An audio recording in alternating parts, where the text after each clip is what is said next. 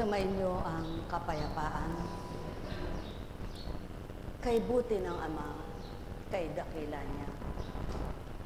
Tubig, hangin, araw ay binahagi niya.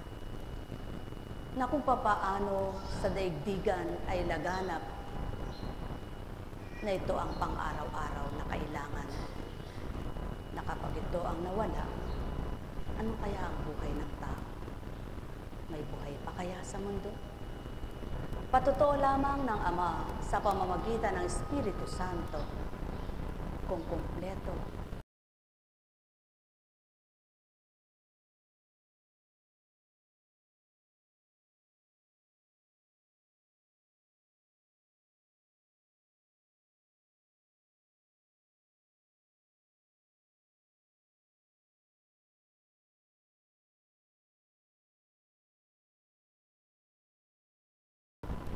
Tinatakasan ng tao yung kanyang problema, lalo namang may hirap na dinadala niya. Subalit, harapin mo at tunay na idulog sa Ama.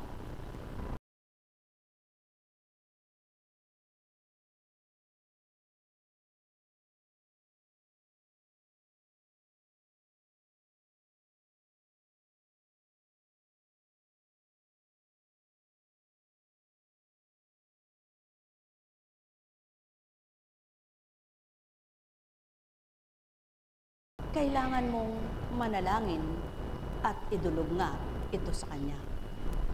Ngunit sa pagdulog mo, nangangailangan din ng katapatan ng puso mo. Kailangan ng kapayapaan ng isip mo, sapagkat kung dumudulog ka at litong-lito, gulong-gulo ang isip at damdamin mo, ay hindi magkatugma ng pagnanasa. Sapagkat kung nagnanasa ang puso mo, na maging tigib ang pag-ibig mo sa Ama at gulong isip ay nasa iyo, mararamdaman mo ba siya? Mga minamahal, sumainyo ang kapayapaan. Habang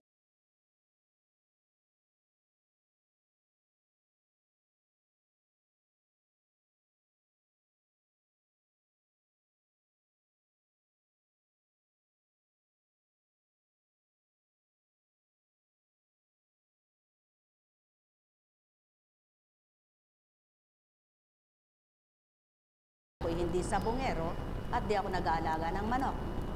Kaya't ayon sa kanyang pahayag, na kay bilis na idinatal at ngayon binabalik. Ang sabungin daw na manok ay inaalagaan ng mga mag-aalaga, lalo na't kung malapit isabong. Talagang todo himas yan. Binavitamins pa daw. At kumbaga, winawagwag pa eh. Pinakita sa akin, winawagwag pang ganun eh. At pag dumating na yung araw ng kanilang paglaban, yung may-ari ay parang hindi mapatag. Yung hindi kampante na ano ba'y rin kanyang pangsasabong. Mananalo kaya siya o matatalo?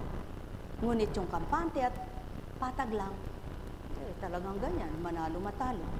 Ganun ang katwiran niya. Ang buhay pala sa lupang ito ay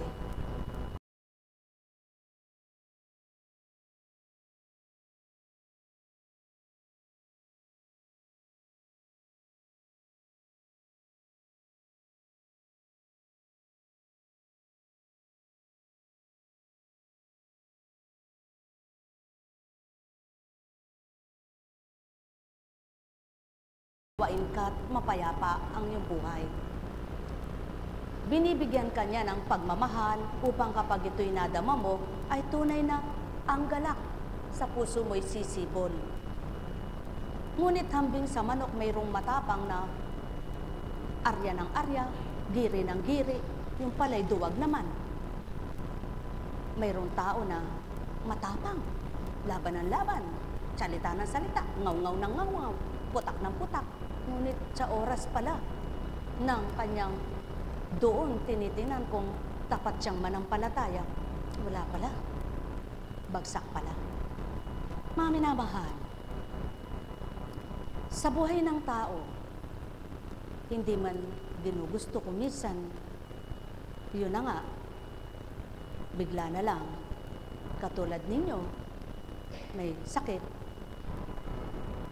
Sino ba ang mangangalaga sa inyo habang pinakikibakahan nyo ang sakit nyo?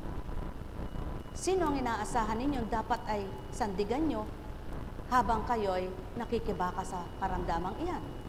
Di ba't dapat ang amang alam nyong tapat?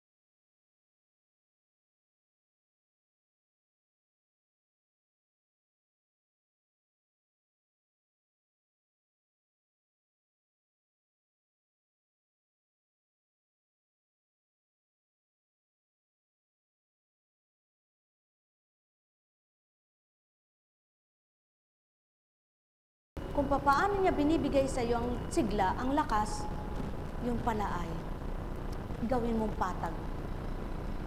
Sa damdamin mo ay ipanahan, sa isip mo ay itahan.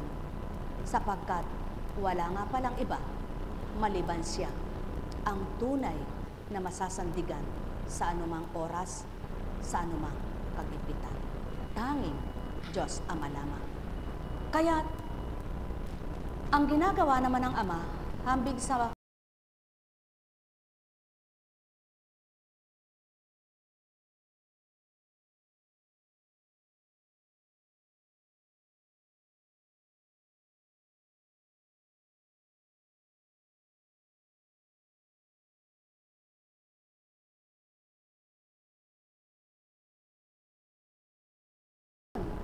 abalang-abala, kaya hindi niya pinapansin yung pagsabog ng pagpapakain ng isang may-ari.